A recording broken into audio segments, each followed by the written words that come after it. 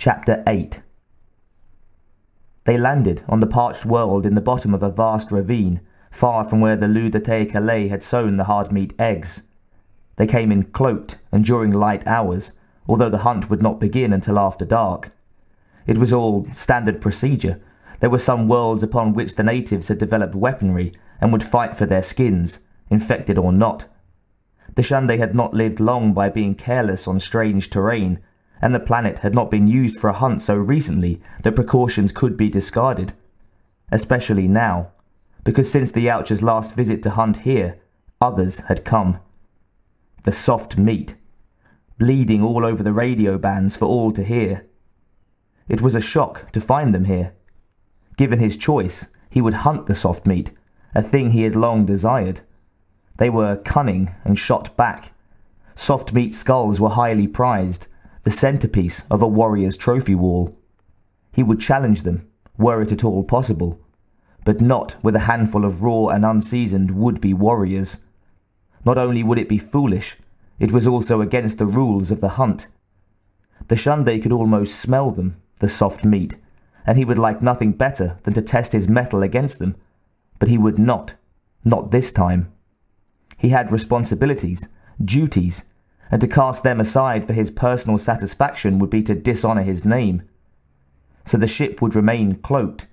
Any of his party who might venture even remotely close to the Umans would do so in a shift suit, and the soft meat would never know how lucky they had been. Reluctantly, and without explanation, the Shunde caused shift suit electronics to be issued to the students. Let them wonder what his motivations were. They knew enough not to ask. He would tell the other blooded of the danger, and there would be no contact with the Umans on this trip. Wasn't Uman sighted, the blooded would order the students to shift into camouflage to avoid contact. A pity, but that was the way of it. After he finished this training hunt, his dues would be paid, and his application to a blooded warrior-only ship would be accepted. Then he would at last get his chance at the Umans. Not here, not now. In the staging area, the younglings were so chit-kat-ah that they would burn each other if they didn't calm down. The Shunde watched the young males hurriedly don their suits. He stood in the entry and felt the thick anticipation that radiated from them in their frenzied movements. It never failed to please him to see the young so eager to spill first thway. There would be a short practice outside of the ship to test the world's gravity while Walker scanned for anything unexpected. It was killing nothing other than time, a chance to wear the edge off the young male's hyper-enthusiasm. 2, the hard meat would also be more active after the suns dropped. It was hardly sport to shoot a target curled up asleep. The Shunde turned and walked through the corridor toward the front of the ship. As leader, he would be first to set foot on the hunting grounds, a pleasure that rumbled deep in his gut. This would be a good hunt, Umans notwithstanding.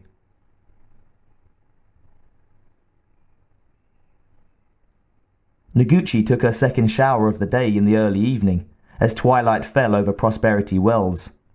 It had been a hard day, but a good one. All of the herds had been penned except for one of Cho's, and that one was on its way. She stood in front of the hollow mirror in the green linen suit she had worn on her first day in Ryushi, and smiled at her wind-burned complexion.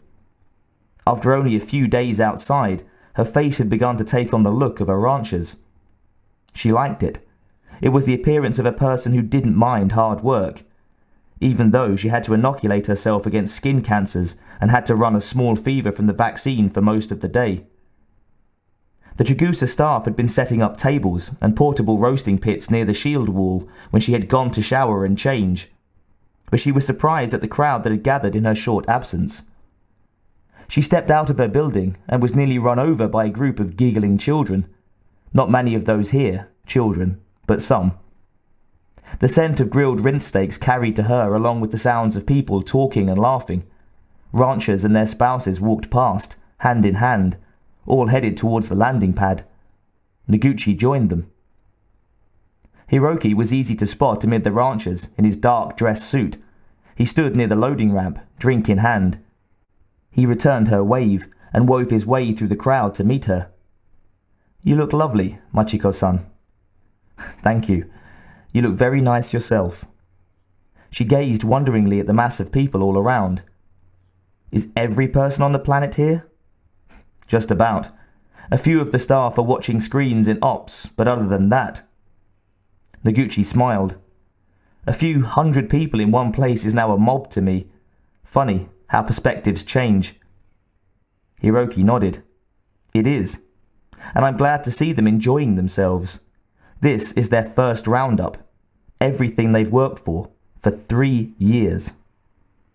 Noguchi looked around at the ranchers, relaxed and mingling in the open compound. It was impossible not to pick up on the mood of excitement and accomplishment. Someone had even fed music over the public address system. Couples danced in the deepening dusk, while their children ran and played through the streets. Come on, let's go greet the ship, said Hiroki. It's due any minute now. She followed him through the dancing crowd towards the antenna tower. The Home Office called, she said mildly. They've approved the price hike for the ranchers. Hiroki raised his eyebrows and smiled at her. Good work, boss. Where are we headed anyway? Wouldn't the best place be... The tower is the only place to watch a landing. Hiroki stopped in front of the runged ladder that ran up one side of the transmitting structure and rested one hand on the lowest step. Can that thing support both of us? Noguchi looked at the ladder doubtfully. Let's find out, shall we? They scaled one story and hit the first landing, then slowly climbed the stairs to the top, 5 floors up. There was a moderate warm breeze blowing, and Noguchi looked down to see the miniature people milling about in the night air. It was easy to forget the pressures of work on such an occasion. Pleasant memories from long ago ran through her head. Nakama festivals with her parents, walks through bonsai forests that made her feel like a giant. A low rumbling began, somewhere in the sky. The people below watched the clouds for movement. Noguchi looked up to see the ship, and even so far away, she could tell it was big, huge. It was hard for her mind to grasp such a gigantic object in the air. She had seen craft like it before, of course, but this one was bigger than the entire rec center and op building combined. It had pusher vents easily 20 meters long and half as wide on either side.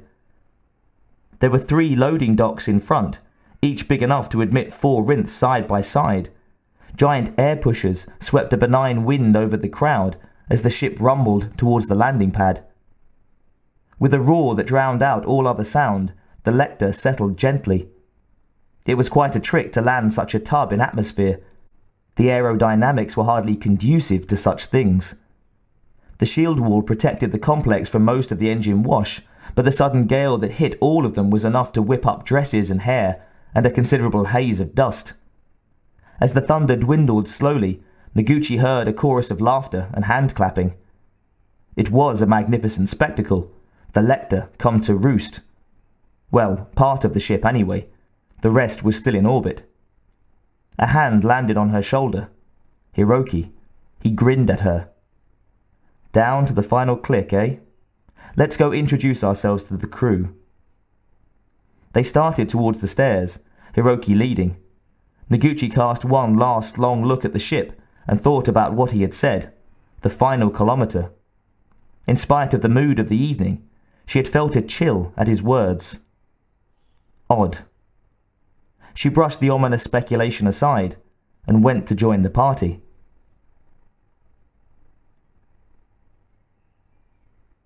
Scott and Tom stepped off the ramp together into Prosperity Wells. For some reason, the mass of people assembled to greet them was a relief to Scott, although he wasn't sure why. Other crew members filed out past them to shake hands and chat with the ranchers and their families. Hey, we're celebrities, man, check it out, Tom mumbled.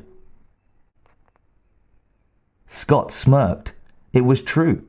The locals had gathered around each of the Lecter's crew with smiles and backslaps. I guess they don't get out much, Scott whispered. A tall, husky man, about 40 TS with a red beard and a grin, stepped towards them. He held out 2 cups of beer to the pilots. Ackland's the name? He said, extending his large hand. Tom shook it, then Scott. I'm head of the local ranchers association. How was your trip, captains?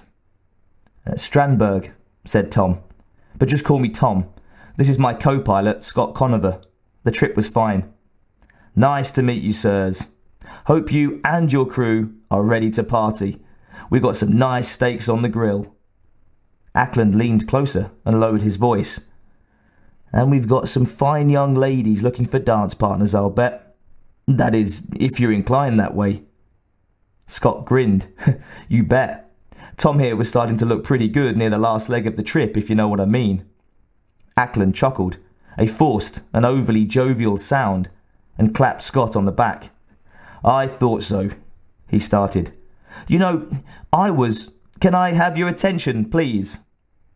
A short Japanese woman in a green suit stood on a chair a few meters away, a dinner tray in hand. Can I have everyone's attention, please? She was pretty, that one.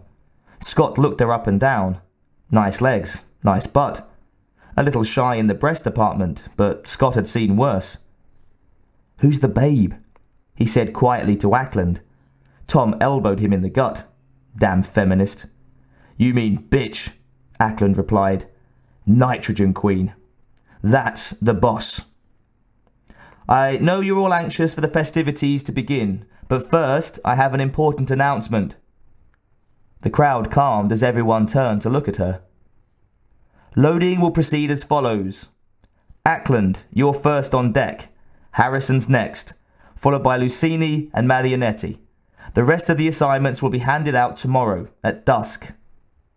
She paused, then smiled. One more thing. The company gave their answer on the price adjustment. You'll be getting the increase you requested. Enjoy the party, everyone. She stepped off the chair to the sounds of scattered clapping and hoots of excitement. Go figure, said Ackland. Maybe she's good for something after all. Scott took a long gulp of beer and then laughed. I could think of a few more things she might be good at. Tom rolled his eyes, and Ackland shook his head. I wouldn't try it. Noguchi probably doesn't uncross her legs to take a shit, you know. Too bad, mumbled Tom, and wandered off. Scott took another slug and belched softly. Takes all kinds, right? He said, and looked into his cup. Not bad for a local brew. He picked out the Japanese woman again and studied her smile as she talked to some rancher woman. Ackland was babbling something about the weather, but Scott watched Noguchi. Dustball it was, but the place wasn't a lost cause. He swigged more beer and turned his attention back to Ackland. Anything could happen in 3 days, no matter what the rancher said. Hell, nitrogen was his speciality.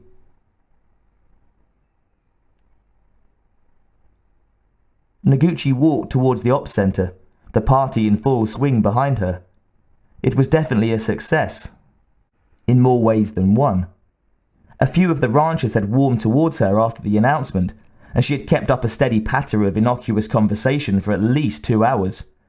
Nice people, and she had been doing a good job of nodding and smiling. Although 1 day doesn't undo 6 months of stupidity, Machiko. Right, but it was a start. It had finally hit home that Hiroki would be leaving with the Lecter. A vague sadness had come over her, along with a desire to be alone for a little while.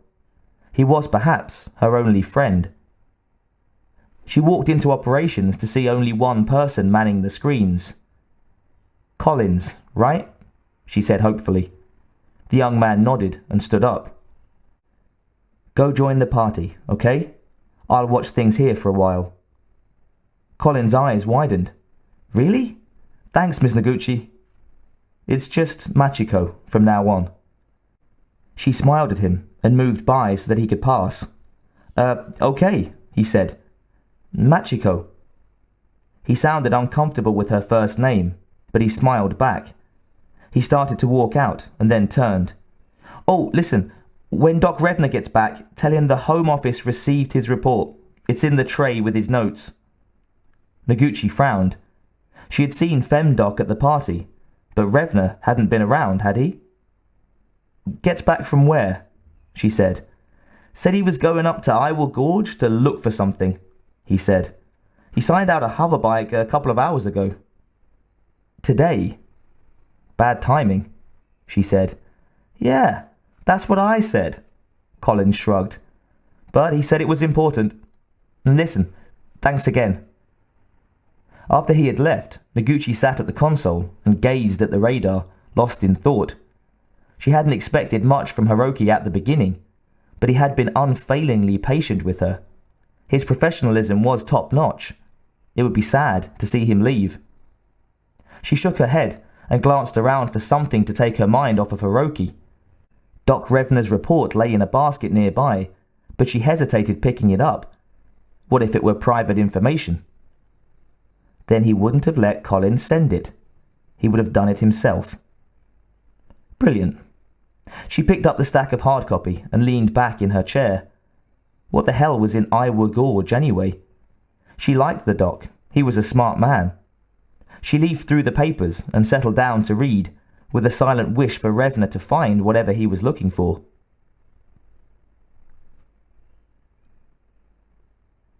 Kazar trained his binoculars on the site at the bottom of the gorge and inhaled deeply. His heart hammered in his chest and his hands shook. It was incredible. It was unbelievable. A dozen or so humanoids stood surrounding a large craft, the likes of which he had never seen. The ship looked like a cross between a fish and a huge engine tube.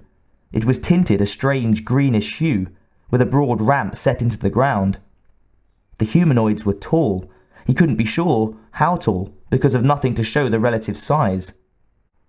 And the scaler in his scope was malfunctioning, but he would guess 2.5 meters, maybe a little more. More amazing, they appeared to be carrying spears. Revner had stopped halfway into the gorge, had parked his bike near some rocks 20 meters behind him or so. The adrenaline in his system was screaming at him to go back to the flyer, now. Big aliens with spears did not seem like the kind of folks you wanted to meet by yourself in the middle of the desert. But he couldn't stop looking at the amazing sight. He hit the full magnification button, and the creatures zoomed closer. Tall, muscular, definitely armed. Still too far away to get a good view, and it was also too bad the scope's scaler was out of whack. He wanted to get a size on them. Whoever they were definitely not human. Now here was a discovery that would get his name in the books. Not just a new species of spider or crab, but sentient aliens. He watched for another half-minute. What were they doing here? What were they? 100 questions formed and tried to rise all at once. Incredible. He licked his lips and focused on one of the alien faces. Some kind of mask it wore, like the others. Breathing gear? He would go back to town, get some of the ranchers, get some photo equipment. Kazar blinked. One of the creatures turned and looked at him. It threw back its head. Its long, odd braids fell back. A long, crazy howl filled the canyon, echoed off the cliffs, and beat at his ears, joined by others. Impossible. He was mostly hidden from view, and he could hardly see them without the scope. They couldn't see him. But they did. He knew for sure in a second, when they ran toward him, waving their spears, screaming.